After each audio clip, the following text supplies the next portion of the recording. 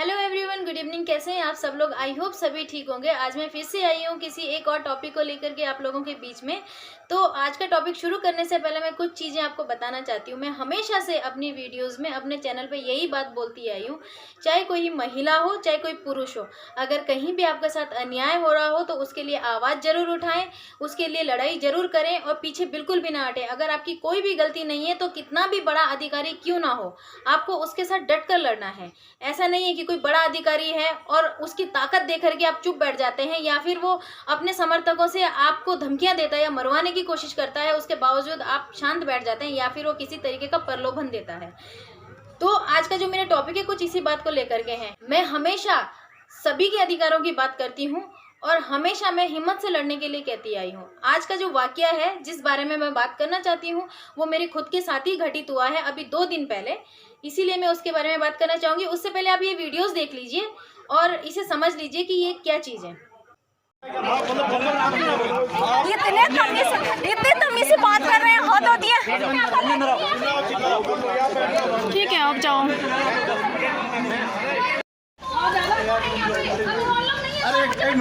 अंदर जाओ,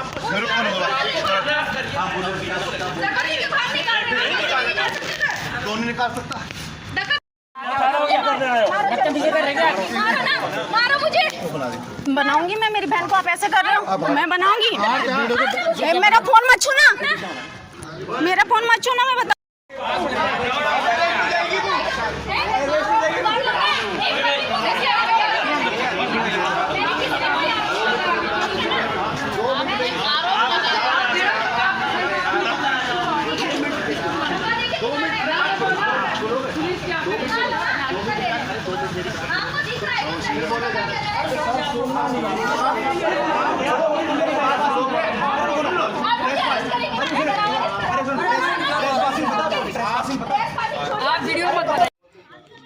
थप्पड़ मारनी है ना मुझे, तूने भी थप्पड़ मारी है। अब देखा आपने थप्पड़ मारते हुए? नहीं देखा, देखा या नहीं देखा? बोलो। अभी थप्पड़ मारी थी, आप पुलिस में हो, ईमानदारी नहीं। मुझे थप्पड़ मारी, मुझे थप्पड़ क्या बोल रही थी? काला कोट तूने दिया मुझे? बता, मैं वकील हूँ, तूने बनाया? डिग्री कर रखी मैंने। अगर आपको मैनर्स की क्या बात है? फोन मत छीनना मेरा, फोन मत छीनना, ठीक है? फोन मत छीनना मेरा, फोन मत छीनना। क्या करना है? मैं क्या करूंगी? तुम्हारी बदतमीजी देख ली मैंने, तब से बदतमीजी करे जा रहे हो सबके सब मिलके, ठीक है? और ये हाँ, इस हीरो की तो जरूर लूंगी मैं वीडियो, पिक्चर में भेजूंगी मैं तुझे, ठीक है ना? अच्छा, तो तू बदतमीजी करेगा मेरे साथ, मेरे कपड़े फाड़ने की कोशिश करेगा, मैं तुझे थप्पड़ जरूर मारूंगी। सबने करी, सबने करी, वीडियो बना रहे हैं ऊपर से। अब बोलो, वो मुझे थप्पड़ मारा उसने कि नहीं मारा? अभी मुझे, मैंने कोई बदतमीजी, मैंने क्या बदतमीजी करी? किसी घर में जाकर के तुम? नहीं, घर में तो आप लोग भी हो, ये देखो अंदर तक है।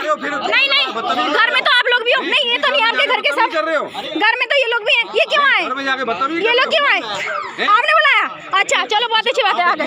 आगे तो अभी जो ये आपने वीडियोस देखा, ये जो घटना है ये है हमारे चक्राता विधानसभा क्षेत्र के विधायक प्रीतम सिंह जी के यहाँ की।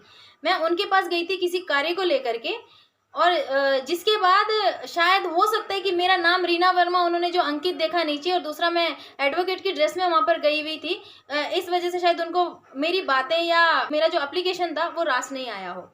ये जानकारी तो मुझे नहीं है, लेकिन वहाँ जिस बात को लेकर के मैं गई थी वो ये बात थी कि आजकल हमारे यहाँ जौनसार बावर क्षेत्र में जून के महीने में एक लड़के की हत्या हुई थी, विक्रम की, उस बात को लेकर के था। उसमें राजस्व पुलिस ने बिना जांच किए, बिना किसी पड़ताल के 3 लड़कों को हिरासत में ले लिया था, जिन पर धारा 302 के तहत मुकदमा दर्ज किया, और उसके बाद उन लड़कों की खूब पिटाई की।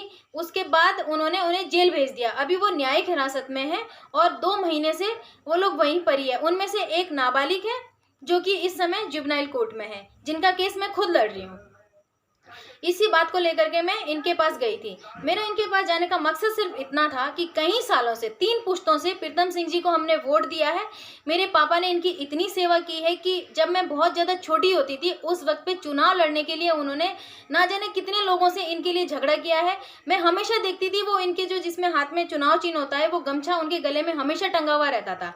और जितने पोलिंग बूथ वाले वहाँ पर आते थे उनकी भी सेवा की है। आज मेरे पापा की वो स्थिति नहीं है कि वो चलकर जाएं और लोगों से वोट मांगे, लेकिन फिर भी अपना वोट का अधिकार वो प्रीतम सिंह को ही देते हैं। और हम भी खुद इस बार भी जो चुनाव हुआ था उसमें हमने मैंने ही नहीं, हमारे 5 परिवार है जहाँ से 70 वोट हमारे घर से आते हैं। वो सारे के सारे वोट्स हम प्रीतम सिंह को देते हैं। लेकिन शायद प्रीतम सिंह को ये पता नहीं था कि जो महिला या जो लड़की मेरे पास आई है वो कौन है। पहले तो आप मेरा परिचय पूछ लेते कि आप कौन है और किस लिए मेरे पास आई हैं। दूसरा, आपने तो हमें कुर्सी तक बैठने के लिए नहीं दी। ठीक है, नहीं दी, कोई बात नहीं, आपका घर है, आप जैसे चाहे हमारे साथ ट्रीट कर सकते हैं।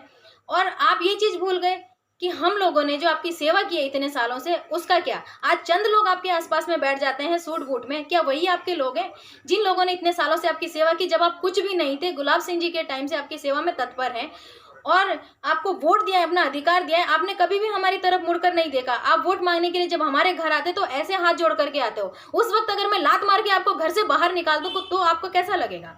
आज आपके समर्थक कह रहे हैं कि ये महिला जो है पूरी प्लानिंग करके गई थी प्रीतम सिंह के यहाँ उसको बदनाम करने के लिए, उसकी छवि खराब करने के लिए। तो आप खुद वीडियो में देख लीजिए कि छवि किसकी खराब हो रही है। ये खुद बाहर तक आ रहे हैं मुझे धक्का देते हुए। हाँ, ये बात अलग है कि वो धक्का देने वाली वीडियो हम नहीं बना पाए क्योंकि हमें ये मालूम नहीं था कि इस तरीके की हरकत ये हमारे साथ कर देंगे। लेकिन जब आप खुद वहां तक आप आ रहे हैं, आप तो साफ दिख रहे हैं कि आप मेरी बहन के हाथों से फोन छीनने की कोशिश कर रहे हैं। दूसरी एक महिला कांस्टेबल है, वो मुझे थप्पड़ मार रही है, थप्पड़ मारने के बाद मेरे हाथ से फोन छीनने की कोशिश कर रही है।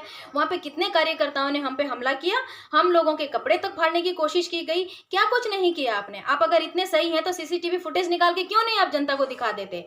आप कहते हैं मेरे कार्यकर्ता को थप्पड़ मारा। अब 10 लोग आप मेरे ऊपर चढ़कर बात करोगे तो मैं आपके कार्यकर्ता को थप्पड़ नहीं तो क्या उनके आगे हाथ जोड़ूं, बोलूंगी आप सही कर रहे हैं जी। आपने ये नहीं सोचा कि मैं भी कांग्रेसी हूँ, मैं भी आप ही की पार्टी से हूँ। आप मुझे ये कह रहे हैं कि मैं प्लानिंग के साथ आई थी। तो प्रीतम सिंह जी, अगर मैं प्लानिंग के साथ आई होती ना तो मेरे पास स्टिंग ऑपरेशन के लिए एक ऐसा हिडन कैमरा होता जिसका आपको पता भी नहीं चल पाता और मैं पूरी वीडियो बनाकर पूरे सोशल मीडिया में वायरल करती उस चीज को। लेकिन हम प्री प्लान करके आते हैं आपके पास, मदद मांगने के लिए आए थे क्योंकि बेकसूर लोगों को आपने अंदर करवाया जेल में। आप उस दिन चौकी में थे, आपके सामने गिरफ्तारी हुई है, उस दौरान मेरी आपसे बात भी हुई है, मेरे पास उसकी रिकॉर्डिंग भी है।